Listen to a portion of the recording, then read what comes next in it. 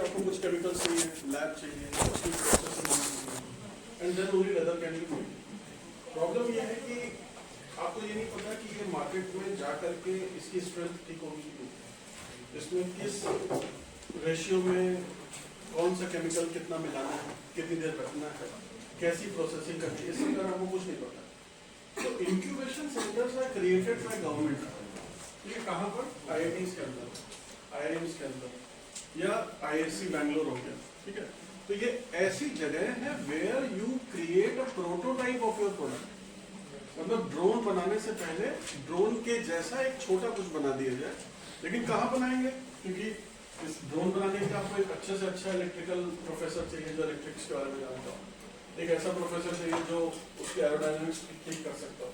So the problem is may be you have a good idea, लेकिन उस idea में अभी और लोगों का दिमाग लगना बाकी है। तो आपने सोचा सर एक ऐसा ड्रोन हो जो जाए, दवाई छिड़के, जहां पर है वापस आ जाए।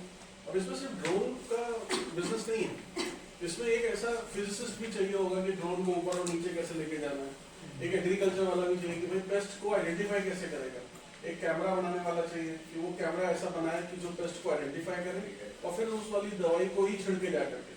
नहीं तो पता लगा गलत पेस्ट देख करके गलत दवाई छिड़क दी तो गलत पौधा मर गया, ऐसा कुछ नहीं हो सकता। So it is not about entrepreneurship now, it is about technicalities of the product which you are trying to create. तो आपका आइडिया हो सकता है अच्छा हो, बट इस आइडिया के लिए वो जो फर्स्ट प्रोटोटाइप है, वो जो पहला ड्रोन है, वो बनेगा कैसे? कोई फैक्ट्री मदद करेगी नहीं, आपके पास ये सब है नहीं। तो गवर्नमेंट ने क्या किया? Government has created incubation centres. If you have a good idea, bring this idea to me, I will get it scrutinized. किससे स्क्रूटनाइज कराएंगे? तो पहले हम बात करेंगे अपने मार्केटिंग वाले आदमी से, जो हमारा मार्केटिंग का प्रोफेसर है या मार्केटिंग का जो डील करता है, and he will see whether your business idea is having some दम इन इट और नॉट, राइट? उसके बाद हम अपने बात करेंगे ऐसे लोगों से who are having technical expertise. One person is coming from drone, दूसरा will be coming from agriculture, तीसरा will be coming from pest related जो काम हम करते हैं। ऐसे 3-4 एक्सपर्ट्स को बुला करके I will get idea as a incubation centre, I will get an idea whether whatever you are telling me is correct और not. So this is called screening of business idea. So as soon as you create your business idea, you have to make a business plan.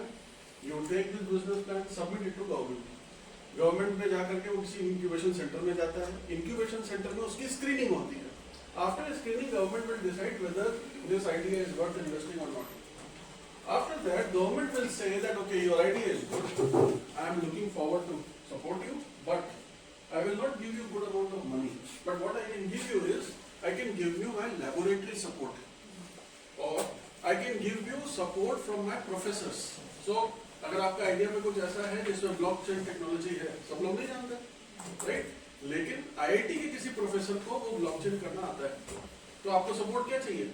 IIT का वो professor जो आपको बता दे, तो I will give you my knowledge support, I will give you my lab support, I will give you my finance support. finance support शुरू में जो आता है वो आता है सीड फंडिंग में। सीड फंडिंग का मतलब बिजनेस के बिल्कुल बेसिक शुरू करने के लिए तुमको क्या पैसे चाहिए? एकदम इनिशियल मनी, और ये पैसा आपको वापस नहीं करना होता है। सीड फंड कैसे आता है? It is a kind of donation, it comes as a donation to you. तो आप एक लड़के हो और आपने अपना एक सोचा कि हाँ ठीक है, हमको एक बिजनेस शुरू करना है, आपका बिजनेस आइडिया पसंद आता है, स्क्रीन होता है, सेलेक्ट होता है, सेलेक्ट होने के बाद आपको थोड़ा सा पैसा मिलता है, ठीक है। तो एक ये जो पैसा मिला, ये आया बिजनेस के इंक्यूबेशन के लिए, जहां पर आप बिजनेस को शुरू करने की बात करते हो। फिर आपने एक प्रोटोटाइप बनाया, प्रोफेसर से बात करी, लोगों से बात करी, लैब को यूज किया, you come out with a small product, right? अब क्या ये प्रोडक्ट बाजार में जा सकता है कि नहीं, ये तो पता नहीं है। तो आप एक रोल आउट स्ट्रेटजी लेके आते हो, आप इसके जैसे 4-5 बनाते हो और उन 4-5 को बाजार में ट्राई करके देखते हो, लोगों के साथ फ्री में काम करते हो। यू गेट सम असेसमेंट कि ऐसा मेरे वाले में ना मजबूत कम है, बहुत हाइट पे नहीं उड़ पा रहा, बहुत नीचे उड़ रहा है, जब जाता है तो स्प्रे ठीक नहीं कर रहा है, स्प्रे की क्वांटिटी सही नहीं। So all this details come back जब होता है तो वापस उस पर काम करते हो, ठीक है। और जब उसके बाद आपका फाइनल प्रोडक्ट तैयार होता है, then it goes to business accelerator programme. Business accelerator का क्या मतलब है? You have your prototype ready and it is ready for commercial production. मतलब आपको पता है आप कैसा बनाने वाले हो, क्या चीज बनाने वाले हो, आप उसको ट्राई कर चुके हो, आप उसको टेस्ट कर चुके हो। अब बस आपको कौन चाहिए? एक ऐसा इन्वेस्टर चाहिए जो उसको स्केल अप कर दे। क्या कर दे? स्केल अप कर दे। आपकी दवा 10 बनाने की साल भर में, लेकिन आपको लोग कैसे चाहिए? जो 1 साल में 2 लाख बना दे, समथिंग लाइक दैट। तो स्केल अप कौन कर सकता है? जो बड़ा बिजनेसमैन। इसी जगह पर आपको वो बड़ा वाला पैसा चाहिए। तो यहां तक तो देखो बिजनेस में क्या आता है, यहां तक आती है आपकी डोनेशन, इक्विटी नहीं आएगी, because this is not successful. इस जगह पर आपका बिजनेस आइडिया सक्सेसफुल है क्या? नहीं, it is still in testing stage. Testing के बाद यहाँ और यहाँ के बीच में एक बड़ा बारीक सा फर्क है। तो आपने टेस्ट किया, टेस्ट के रिजल्ट्स आपके पास है, now you know whether this is successful और नॉट। बट अभी भी एक प्रॉब्लम, अगर मैं इन्वेस्टर हूँ तो मैं देखूंगा ना, ट्राई करूंगा, अच्छा ठीक है तो तुम बोल रहे हो तो ठीक है, एक बार मुझे भी ट्राई करने दो। So I will start production at a lower scale. Yeah, I will ask you to give me more prototype, right? और जब मैं आपसे प्रोटोटाइप मांगूंगा तो आप मुझसे क्या कहोगे? अगर मैंने आपको प्रोटोटाइप दिया, आप मेरा सब चुरा लोगे, आप अपना बना लोगे। Now where is the problem? Where is this entrepreneurship coming in? यही तो entrepreneurship आ जाती है।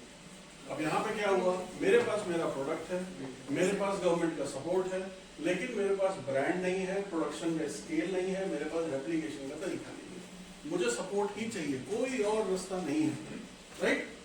कोई पैसा नहीं लगाने वाला है। यहीं पर एंटरप्रेन्योरशिप आती है और मैं किसी ऐसी बड़ी ड्रोन कंपनी के पास जाता हूँ जो ऑलरेडी ड्रोन बनाता है, लेकिन उसको अपने एक पार्ट सेल करता हूँ कि भाई देखो ये एक मेरे पास आइडिया है, क्या तुम करना चाहोगे? अगर उसको आइडिया पसंद आता है, वो तुमको ही तुम्हारी ही कंपनी से हटा देता है और बोलता है इसको मैं खरीदता हूँ, इसके प्रॉफिट का इतना % तुम्हारे साथ। दोनों के लिए डील विन विन सिचुएशन होती है और ये डील हो जाती है। इसके अलावा इस सेक्टर में ऐसे काम करने के अलावा कोई और तरीका नहीं बचता। अदरवाइज क्या होता है, आप अपना बिजनेस लिए बैठे रहो। बहुत सारे लोगों को लगता है ना कि हम बिजनेस किसी से कैसे शेयर करें, वो तो चुरा लेगा, मेरा आइडिया है वो तो ले जाएगा। आप बैठे रहो उस आइडिया के साथ, होगा क्या? साल भर के बाद भी आइडिया आपके पास ही रहेगा। ज्यादातर के साथ यही होता है। फिर आपको 2-3 साल बाद दिखता है अरे यार वो भी उसी पे काम कर रहा है, मैंने ना 2-3 साल पहले ये सोचा था। होता है ऐसा? ज्यादातर टाइम ऐसा ही होता है कि ज्यादातर ऐसे ही होता है। वो कोई और कर ले। बिल्कुल, मेरे साथ हमेशा ऐसे ही हुआ।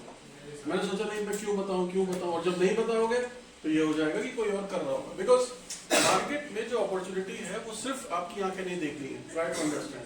आप बहुत स्मार्ट लोग हैं तो हम लोग हैं नहीं, हम लोग मीडियम है। तो जो हमको ज्ञान आया, ऐसा नहीं है किसी और को नहीं आएगा। किसी और स्टेज पे कहीं और कभी और किसी न किसी को कोई ना कोई ज्ञान आएगा ही आएगा। अंडरस्टूड? जैसे ही उसको आएगा आपको लगा यार मैं कर लेता ऐसा, और वहीं पर हम धोखा खा जाते हैं। तो बिजनेस इंक्यूबेटर्स क्या है? शुरू करने के लिए डोनेशन ड्रिवन टेस्टिंग स्टेज से पहले। एक्सेलरेटर्स क्या है? जहां पर आप टेस्ट कर चुके हो, प्रोडक्शन वाला स्टेज है, यहाँ पर इक्विटी आती है। यहाँ पर आप मालिकाना हक की बात करते हो, यहाँ पर आप दान नहीं मांग रहे हो किसी से, यहाँ पर आप इन्वेस्टमेंट मांगते हो, यहाँ पर आप डेट लेते हो, बैंक के पास जाते हो, लोन उठाते हो, इक्विटी उठाते हो। यहाँ पर कोई कुछ नहीं देगा, क्योंकि यहाँ पर तो तुम्हारे हाथ में कुछ है ही नहीं। तो यहाँ पर डोनेशन से ही काम होता है, सीड फंड जिसको बोलते हैं। तो समझ आया? तो पहले इनके 3 पॉइंट पढ़ो, देखो कुछ समझ में आते हैं कि नहीं। उसके ऊपर फिर ये वाले पॉइंट पढ़ना, उसके ऊपर फिर ये वाले पॉइंट पढ़ना, फिर ये वाले पढ़ना, और फिर ऊपर से नीचे पढ़ना।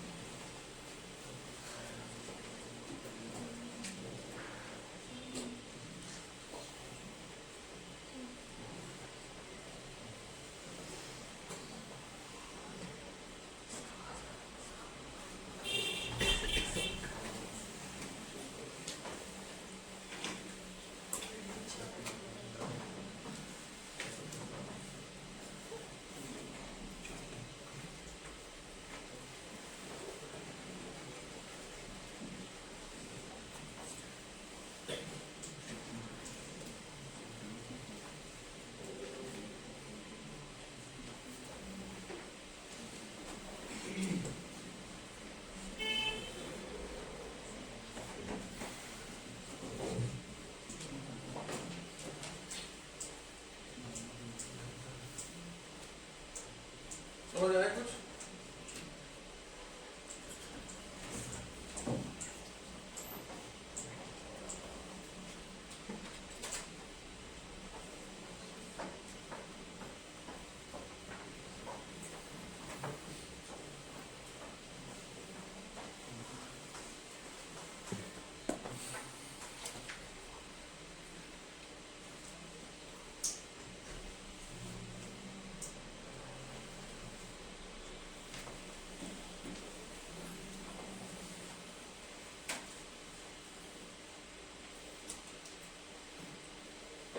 ठीक है, जैसा बताया वैसे ही है, उसी के आसपास है। ठीक है, इससे मैं और कोई क्वेश्चन नहीं पूछूं।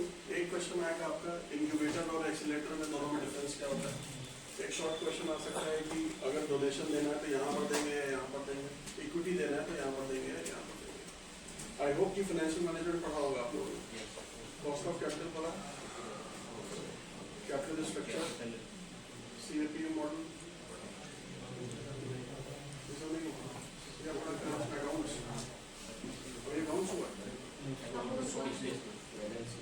अभी तो फाइनेंस होता है।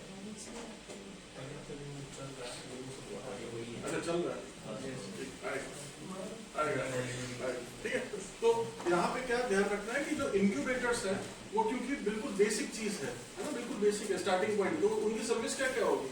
उनकी सर्विस होगी आपको economic development organisation, government entities, local college, for profit venture, trade association, ये आपको क्या सपोर्ट देंगे? ये आपको शुरू करने वाला सपोर्ट देंगे। और यहाँ वाले कैसे होंगे? जो आपको बढ़ने वाला सपोर्ट देंगे। राइट, एक आध हो सकता है कि लगे नहीं यहाँ नहीं होना चाहिए, वहाँ होना चाहिए, ये सर्विस यहाँ नहीं यहाँ पे भी होती है, दोनों में होती है, वो हो सकता है।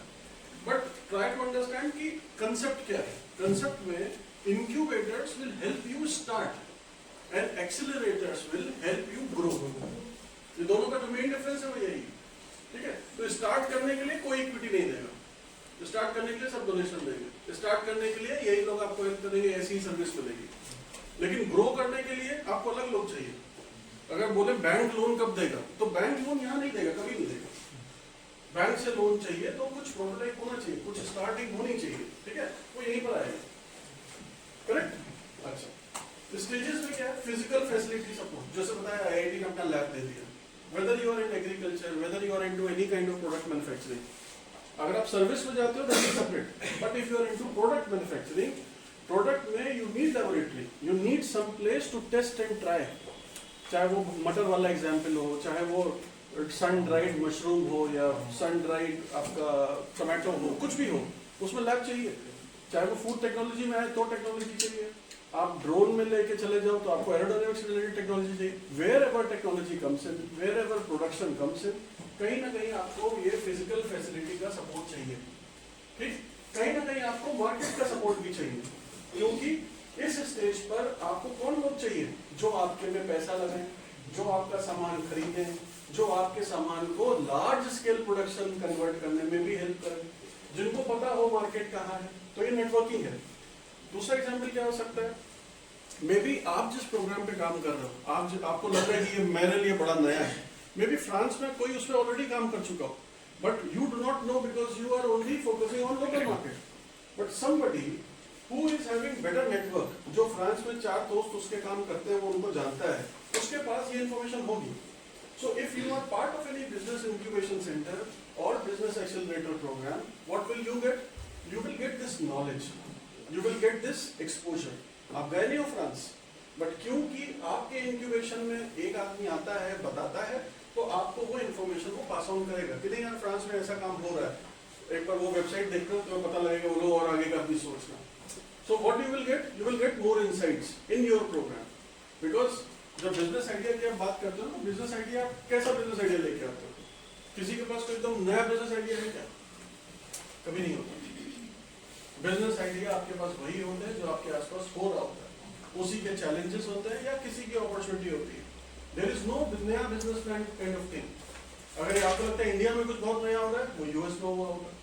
अगर आपको लगता है यूएस में कुछ नया हो रहा है, वहां इसलिए नया होता है because economy is at different stage, वहां के लोगों की रिक्वायरमेंट दूसरी है। उबेर और ओला जैसा इंडिया में इतने साल बाद आया, यूएस में बहुत पुराना है, इंडोनेशिया में बहुत पुराना है, कभी नहीं थे यहाँ पर। यहाँ पर जो लोग वहां गए, यूज किया, वापस आए, उन्होंने कहा ये तो इंडिया में भी चल सकता है, यहाँ भी चालू कर दिया। इंश्योरेंस इंडिया में नहीं था, लेकिन अगर आप उठाओगे पुराना उसका इंश्योरेंस कहाँ शुरू, तो मेसोपोटामिया में इंश्योरेंस होता था, वहां से वो यहाँ पर आ गया। क्रॉप इंश्योरेंस इंडिया में कभी नहीं था, बट किसी और से हमने सोचा, देखा, समझा और ले लिया। सो द पॉइंट इज कि कॉन्टेक्स्ट क्योंकि दूसरों का डिफरेंट है, सो दे हैव बेटर विजुअलाइजेशन। जो हम लोग बोलते हैं ना यूएस की मूवीज में ये दिखाते हैं, हमारे यहाँ ऐसा नहीं है। आप ईयर 2000 की मूवीज उठा करके देख लो, they are talking about AI, ऐसा कुछ था, वो पहले से बात कर रहे थे पहले। तो इसका मतलब जो लोग 25 साल से एआई या एआई बोट्स के जैसे काम कर रहे हैं, क्या उनसे हम आज कम्पीट कर सकते हैं? ऑब्वियसली नहीं। तो सिर्फ इतनी बात है कि वो हमारे सामने अब आया है, काम तो पहले से हो रहा था कि एक दिन में चैट जीपीटी बन गया होगा। तो क्या हम उनसे इन चीजों में लड़ सकते हैं? Answer is no. क्या हम उनसे बेटर नया कुछ इनोवेट कर सकते हैं? Answer is no. हम सिर्फ एक काम करते हैं और वो है हम सस्ता कर सकते हैं। हमारे पास कंजम्पशन है, मतलब उनका जो पूरा मार्केट अगर आप असेसमेंट करोगे तो उनका मार्केट 2 करोड़ 20 करोड़ इतने लोगों का है, हमारा मार्केट 140 करोड़ का है। सबके पास पैसे हैं, सबके पास इनकम है, और ये सारे लोग आपके किसी भी छोटे प्रोडक्ट को खाने की, पीने की, किसी चीज को ले लेते हैं। इसलिए यहाँ पर उसका कंजम्पशन ज्यादा होने की वजह से वो लोग यहाँ पर अपनी टेक्नोलॉजी देते हैं। लेस कहाँ का आलू है? यहाँ का। कहाँ की पैकेजिंग है? यहाँ की। मसाले कहाँ के? यहाँ के। लेकिन एक टेक्नोलॉजी है जो यहाँ पे नहीं थी, और वो क्या है? चिप्स बनाना और पैकेट में भरना और पैकेट के अंदर नाइट्रोजन भरना। ये नहीं थी हमारे पास। ये हमने किसी से ली और उसने यहाँ पे फैक्ट्री खोल दी और काम चलने लगा उसका। 2 4 5 साल 10 साल 20 साल में लोगों ने सीख लिया। सीखने के बाद भी लोग अभी तक लेस से कम्पीट नहीं कर पा रहे। क्यों? क्योंकि 25 साल में उसने जो मार्केट में आउटरीच किया है, हर पनवाड़ी की दुकान में पहुंच गया है, आप उसको हटा सकते हो? तो 20 साल का वो जो उसके पास एडवांटेज है ना, फर्स्ट मूवर एडवांटेज जिसको बोलते हैं, उसको किल नहीं कर सकते आप। ठीक है, अभी एक वो तिकोना वाला आता है ना, क्या बोलते हैं उसको, तो आप खाते हो उसको, ठीक है, आपको उसका टेस्ट भी ठीक लगेगा, बाकी सब ठीक है। एक उसका पिक्यूलियर पॉइंट है, भारत में 2 साल पहले सिर्फ 2 कंपनियां थी जो वो ट्रायंगल बना सकती थी उस मकाई के आटे से। मकाई का बनता है, ये बात पता है? मकाई के आटे से वो बेक्ड ट्रायंगल बनाना इस फूड टेक्नोलॉजी का पार्ट, इनोवेशन वहां हुआ है, और इंडिया में वो नया है, यूएस में बिकता था। ठीक है, समझ आया कुछ? अब कॉर्न क्योंकि वहां ज्यादा प्रोड्यूस होता है, तो उन्होंने सब चीजें किसकी बनाई हुई है? कॉर्न की बनाई हुई है। हमारे यहाँ राइस या वीट ज्यादा उगता है, हमने उतनी चीजें वीट और राइस की नहीं बनाई। हमारे पास उतनी वैरायटी नहीं है। क्यों? क्योंकि हम इसी में बिजी हैं कि सरकार एमएसपी पे खरीद दे, हमें थोड़ा पैसा दे दे, हम जिंदा रहे, फिर बिटिया की शादी करनी है, लड़का पढ़ाना है, भैया बस इतना ही है, जीवन खत्म। ये जो कमर्शियल एंगल है, जब तक वो नहीं आएगा, चाहे किसान हो, चाहे प्रोसेसर हो, चाहे मार्केट लीडर्स हो, तब तक यही होता रहेगा, बिटिया की शादी और लड़का पढ़ेगा खेती बेच के, राइट? फिर आता है ये सपोर्ट सर्विस, ये लास्ट सपोर्ट सर्विस में सब आता है। आपके मार्केट लिंकेज आते हैं, आपकी पैकेजिंग आती है, नए तरीके की पैकेजिंग आती है, नए तरीके के ऐसे सर्विस है, जैसे आपका बिजनेस आइडिया बहुत अच्छा आपको लग रहा है, you go to Singapore and you pitch it, but to go to Singapore, attend that conference, you do not know somebody, आपके पास पैसे नहीं है जाने के लिए, तो क्या करते हैं? इंक्यूबेशन सेंटर में या एक्सीलरेटर प्रोग्राम में दे हैव दिस ग्रांट, और वो बोलता है 2 लाख रुपए तक मैं तुमको ये दूंगा कि तुम दूसरे देशों में जाकर के फूड टेक्नोलॉजी रिलेटेड जो इवेंट्स हैं उसको अटेंड कर सकते हो। So if you get this money, तो आपके पास क्या चांस है? Chance to get new information, right? आप जाओगे, 4-5 लोगों से मिलोगे, वापस आओगे, अपने आइडिया में थोड़ा चेंज करोगे और अच्छा बेचोगे, राइट? तो ये वाला सपोर्ट भी चाहिए। तो इसमें बैकवर्ड लिंकेज हो सकता है, फॉरवर्ड लिंकेज हो सकता है, बैंक रिलेटेड हो सकता है, टेक्नोलॉजी रिलेटेड हो सकता है, इंफॉर्मेशन रिलेटेड हो सकता है, सब कुछ होता है। अंडरस्टूड? ऊपर वाला corporate, private, local economy development और एकेडमिक। एकेडमिक का क्या रोल है?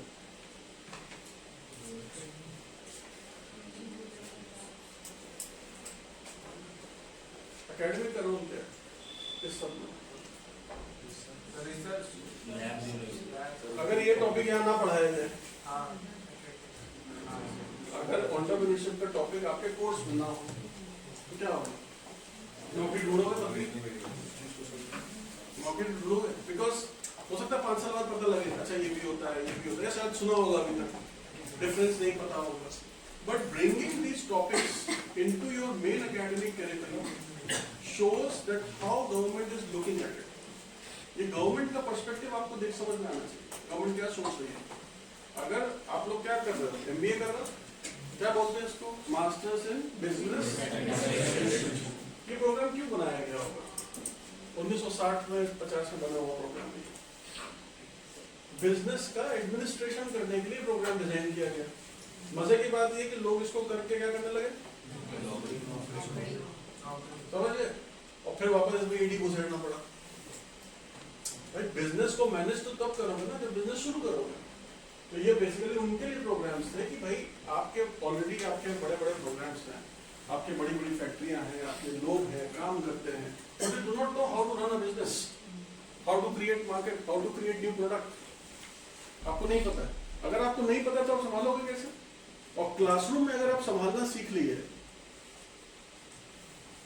सीख लोगे? वो सीख नहीं सकते बिकॉज प्रैक्टिकल एक्सपोजर नहीं है. सो क्या चीज जरूरी है, प्रैक्टिकल एक्सपोजर या एकेडमिक? प्रैक्टिकल. लेकिन प्रैक्टिकल को एकेडमिक से जोड़ने की जगह क्या है? ये और ये. जब आप एक बिजनेस आइडिया के साथ जाते हो तो उसमें थोड़ा पार्ट मार्केट इंफॉर्मेशन होता है, थोड़ा पार्ट प्रैक्टिकल होता है, लेकिन एकेडमिक जीरो होता है.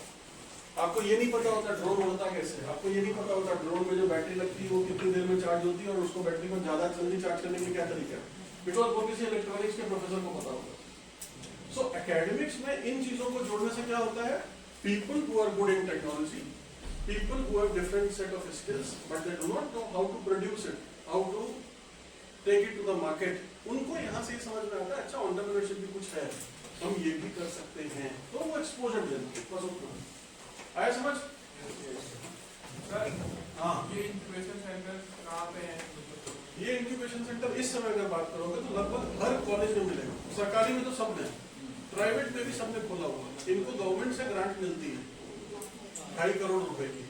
तो अगर कोई AICTE अप्रूव कॉलेज है या कोई ऐसा सरकारी कॉलेज है जहाँ पर उनका कोई हो, मतलब उनके पास फुल टाइम फैकल्टी होनी चाहिए, कई सारे उसके क्राइटेरिया, तो वो अपना इंक्यूबेशन सेंटर खोल सकते हैं. देखने में बहुत ठीक लग रहा है, बट प्रॉब्लम क्या है कि most of the professors who are academicians they don't know anything about market. Yes sir. Right. और जो मेरे जैसे लोग हैं जिनको मार्केट का पता है, तो मैं किसी एक जगह बंद के नहीं रह सकता. क्योंकि अगर आप ऐसा प्रोफेसर मुझे सैलरी दोगे तो क्या दोगे, 2 लाख दोगे, महीने का, इससे ज्यादा नहीं दोगे. तो मेरे जैसा आदमी जो ये सब जानता है तो हम क्यों कम पैसे में काम करें, तो हम ऐसे घूम रहे होते. तो ये जो सेंटर्स है ना, ये ऐसे ठीक लोगों को एक जगह जोड़ नहीं पा रहा है. कहाँ जुड़ रहा है? IIT में जुड़ रहा है, IIMs में जुड़ रहा है. तो प्रॉब्लम क्या है कि जो एक आम जनता है, जो एक नॉर्मल मीडियोकर कॉलेज में पढ़ रहा है, उसके बाद पास इंक्यूबेशन सेंटर भले ही हो, बट वो लोग नहीं पहुंच रहे. अगर आप किसी बड़े को बुलाना चाहो इस इंक्यूबेशन सेंटर में टू टेल ना अपना किड्स कि भैया ऐसे बिजनेस सोचना चाहिए, आपके बिजनेस में ये प्रॉब्लम है, कोई भी ठीक आदमी नहीं आएगा. ठीक आदमी एक दिन आने का 1 लाख रुपए लेगा. क्यों आएगा? वो नहीं आएगा. ठीक है. और जो आएगा वो ज्ञानबाजी करेगा और चला जाएगा. तो ये जो प्रॉब्लम है, मतलब IIT में सब आना चाहते हैं, ठीक है, लेकिन शारदा यूनिवर्सिटी में बुला लो, किसी को नहीं आएगा. इस कॉलेज में यहाँ की बात ही नहीं कर हो सकती. ये कंपैरिजन में ही नहीं हो सकता ना, क्योंकि यहाँ पे इंक्यूबेशन सेंटर खोल नहीं सकता. बट शारदा हो गई, MIT में जैसे इंक्यूबेशन सेंटर है, बट MIT का प्रॉब्लम है कि बच्चे ही नहीं कुछ नया करना चाहते. वहाँ पे जाते ही नहीं है, वहाँ पे टीचर से फैकल्टी से मिलने, फैकल्टी से मिलने जाते हैं तो फैकल्टी इंटरेस्ट ही नहीं दिखाती. फैकल्टी कहती है ऑलरेडी में इतना एडमिनिस्ट्रेशन और एकेडमिक से काम करो, मैंने एक नया टॉवल पाल लिया. सो कॉलेजेस ने पर से गवर्नमेंट को दिखाने के लिए एक कमरा डेडिकेट कर दिया. इसके आगे कुछ नहीं होगा. मोस्ट ऑफ द प्लेसेस ऐसे ही. स्कूल्स में भी अटल टिंकरिंग लैब्स है, ठीक है, ATL उसको बोलते हैं. और कॉलेजेस में उसको बोलते हैं अटल इनोवेशन मिशन के अंदर एक इंक्यूबेशन सेंटर्स का है प्रावधान. बट ज्यादातर कॉलेजेस ने ये किया हुआ है, इंक्यूबेशन सेंटर खुले हैं, साल में 1 बार 2 बार हम लोग सेमिनार कर देते हैं, लोगों को बुला लेते हैं, चाय पानी नाश्ता करते हैं. कुछ वैसा हो नहीं रहा. नेशनल रिपोर्ट आगे देखो तो 76% नए अलग कर रही है. होता. उसके बाद मार्च अप्रैल क्लास ठीक है, जब हम आया तो लेना समझ. जैसे ही हमने खत्म बोले सारे जो नाम है वो अपनी किस टाइप की एंटरप्रेन्योरशिप है वो खुद बताएंगे आपको, ठीक है। टेक्नोलॉजिकल एंटरप्रेन्योरशिप कौन होगी? उसका मेन फोकस टेक्नोलॉजी पे होगा। आप ब्लॉकचेन में कुछ कर लो, टेक्नोलॉजी में कुछ और कर लो, कुछ नया टाइप का IoT डिवाइस लेकर के आ जाओ। अपॉर्चुनिस्टिक वाली कौन सी होगी? एक समोसा बनाना देखा, जुगाड़ किया तो नूडल घुसड़ दिया। समोसा बिकता है, नूडल भी बिकता है, तो नूडल वाला समोसा जरूर बिकेगा, जुगाड़ कर लिया। सोशल एंटरप्रेन्योरशिप ये इम्पोर्टेंट है। ये इम्पोर्टेंट ऐसे है कि आपका दो फेस होते हैं, ठीक है। आप एक फेस दिखाते हो कि this is for development of people, development of environment, development of society. On the other hand आप पैसा भी बना रहे होते हैं, ठीक है। फूल करके कंपनी क्या करती है? मंदिरों से बचे हुए जो फूल होते हैं उनको उठाती है, फर्मेंट करती है और उससे अगरबत्ती और जो एसेंशियल स्टिक्स होते हैं वो बनाते हैं। तो एक तरफ आपने क्या प्रॉब्लम सॉल्व किया? Waste management. और दूसरी तरफ आपने क्या शुरू किया? ठीक है। तो अगर SDG के बारे में पता है, सस्टेनेबल डेवलपमेंट गोल्स, तो सस्टेनेबल डेवलपमेंट गोल्स से if you are able to attach your business idea with at least 4 sustainable development goals, कहीं ना कहीं आप सोशल एंटरप्रेन्योरशिप में आ जाते हैं।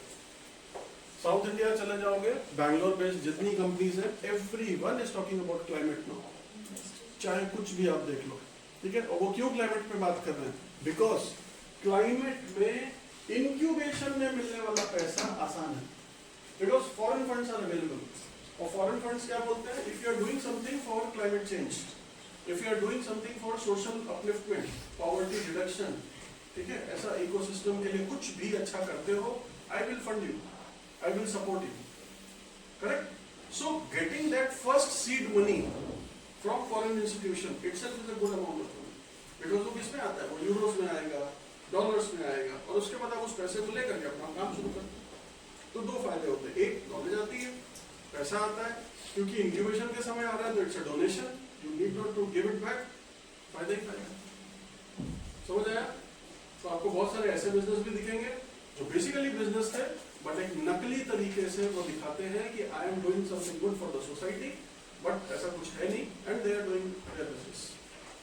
चौथा आता है इंट्राप्रेन्योरशिप, बता दिया। इनक्यूबेटिव बता दिया। एनवायरमेंटल, जैसे सोशल है वैसे एनवायरमेंटल।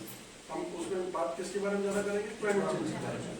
तो हाँ, कार्बन सिक्वेराइजेशन हो गया, कार्बन क्रेडिट हो गया, कार्बन को कम करने का कुछ भी तरीका हो गया।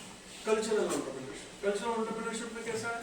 राजस्थान गए, मारो राजस्थान पधारो मारे देश, सब जगह छाप दिया, और उसका हर घर को कन्वर्ट कर दिया एक छोटा होटल में, ठीक है। और एक टाइम ऐसा है कि जब हमारे फॉरेनर्स आते हैं वो उसको घर में Airbnb के थ्रू दे देते हैं। Where is this entrepreneurship? Airbnb platform is only used for bringing that customer in, but entrepreneurship कहाँ है? Entrepreneurship इसके अंदर है। आप जब जाओगे उसके घर में तो आपको अपना कपड़ा बनाएंगे, अपने साथ खिलाएंगे पिलाएंगे, रूरल टूरिज्म जिसको बोलते हैं, ठीक है। तो रूरल टूरिज्म एक लार्ज सबसेट है, लार्ज सेट है, उसके अंदर ये छोटे छोटे सबसेट्स हैं। अपने कपड़े देना, अपने कल्चर के बारे में बताना, है ना। इसी तरीके से मेडिकल टूरिज्म में अगर आप देखोगे तो वहां पर भी बहुत सारे लोग ये काम करते हैं। इसमें भी कई पूरी वैल्यू चेन में there are so many places. Kumbh, हाँ कुंभ हो गया, ठीक है। अब कुंभ अकेला एक फंक्शन है, लेकिन इसमें एंटरप्रेन्योरशिप कहाँ है? तो कुंभ मेले में यूज होने वाला कुछ सामान, और हमने पहले से प्रेडिक्ट कर दिया ये होगा तो ठीक है ये करते हैं। जैसे चुनाव होते हैं, तो चुनाव में क्या चीज बहुत यूज होती है? फ्लैग, उनके बैनर, वो यहाँ पे स्टिकर लगाते हैं, वो सब। कौन है एंटरप्रेन्योर? वो अपॉर्चुनिस्टिक भी है, ये 3 महीने में ये काम आएगा, लेकिन साथ ही साथ अगर वो बोलता है कि मैं पेपर का बनाऊंगा, कपड़े का बनाऊंगा, ऐसा बनाऊंगा विच इज नॉट प्लास्टिक, तो एनवायरमेंट भी हो गया। और उसके बाद कल्चर कहाँ से आ गया कि उसने वो झंडा बना दिया हिंदू वाला, लोगों के घरों पे भी लगा दिया, because people have those sentiments, ठीक है ना, हिंदू और ये वो। जैसे ये 2-4 चीज जोड़ोगे आपका कल्चर बन गया। अंडरस्टैंड? एक्विजिटिव कैसी है?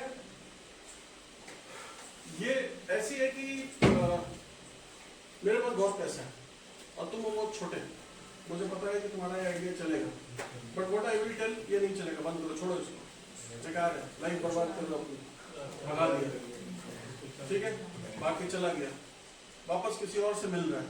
Now I have a problem कि अगर किसी और से मिल गया, that person will become my competitor. So what I will do?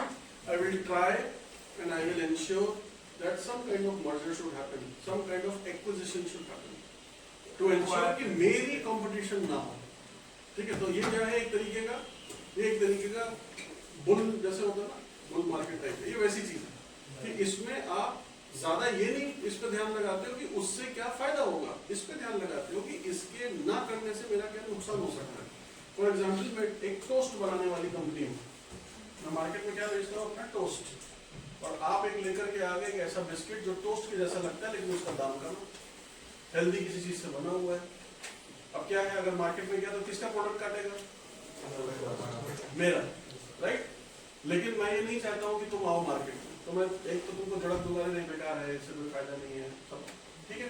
दूसरा तरीका क्या है, दूसरा तरीका आज ठीक है, इंट्राप्रेन्योरशिप में आ जाओ मेरे साथ, पूरे को एक्वायर कर लिया, तुमको उसका थोड़ा सा परसेंटेज दे दिया, so I have minimized my risk. हो सकता है मुझे ओवर वैल्यूएशन पे लेना पड़े, बट मैं उसको मिनिमाइज करूंगा।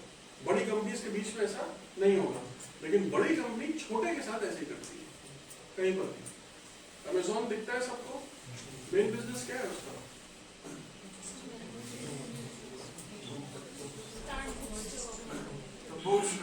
अमेज़न का मेन बिजनेस क्या है ये पता है ना? अमेज़न एक जब आपको पैकेट भेजता है, एक सामान देता है, तो हर पैकेट पे 40 से 70 रुपए का लॉस होता है उसको, ये पता है किसी में भी? अमेज़न जो भी सामान आप लोगों को भेज रहा है उस पर एक पैकेट पर 40 से 70 रुपए के बीच में उसका एवरेज लॉस होता है। तो फिर अमेज़न का बिजनेस क्या है?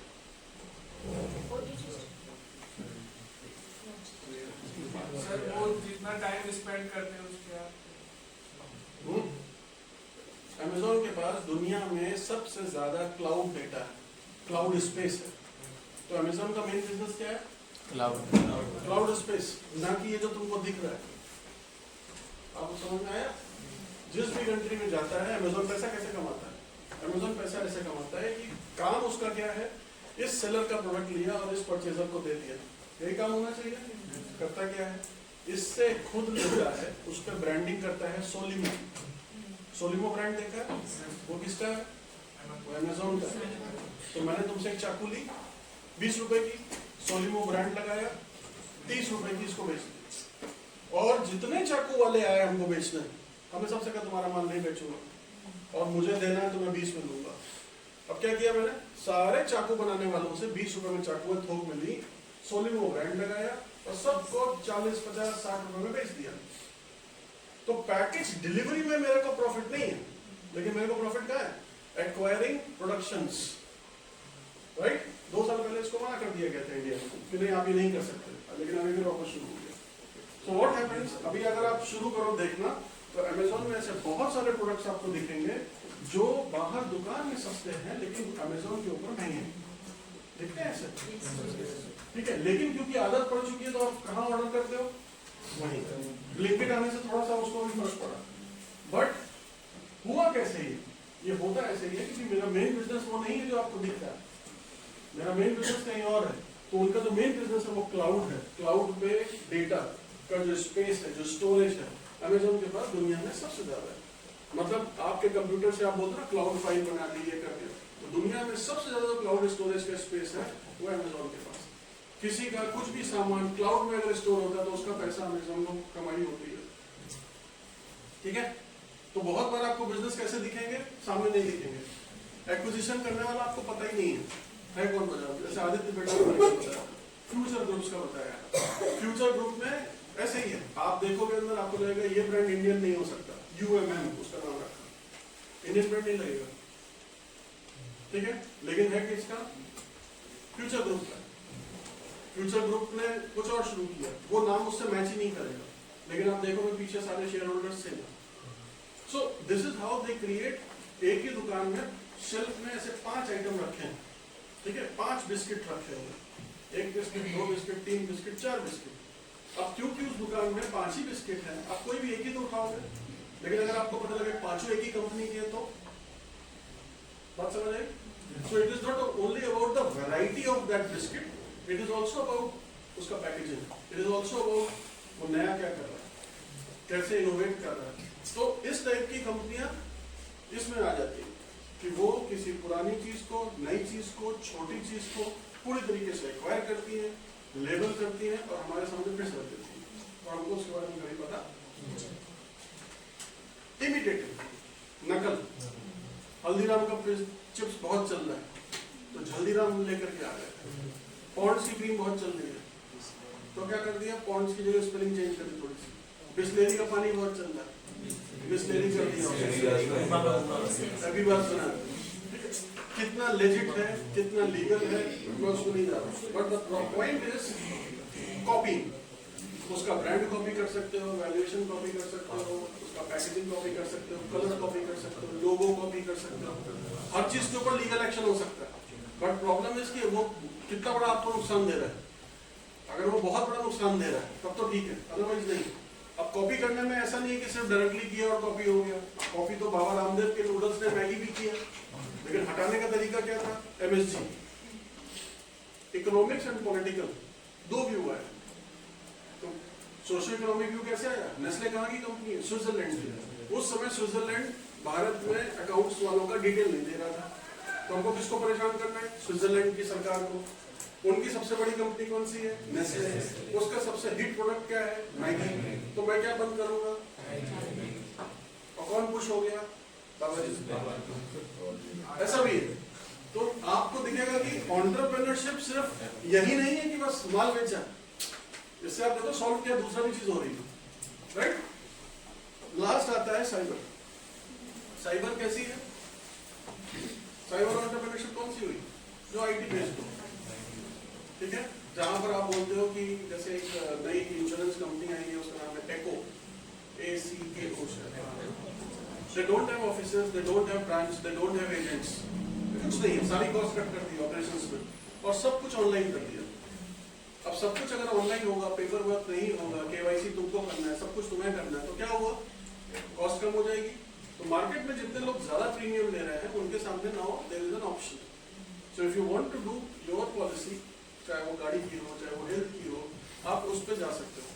सो cyber entrepreneurship is all about data driven, ठीक है। कोई पूछना है, नहीं, this was a short question. So entrepreneur mindset में क्या क्या होना चाहिए, कोई नींद पूरी हुई, कोई डिस्टर्ब नहीं, ठीक हो।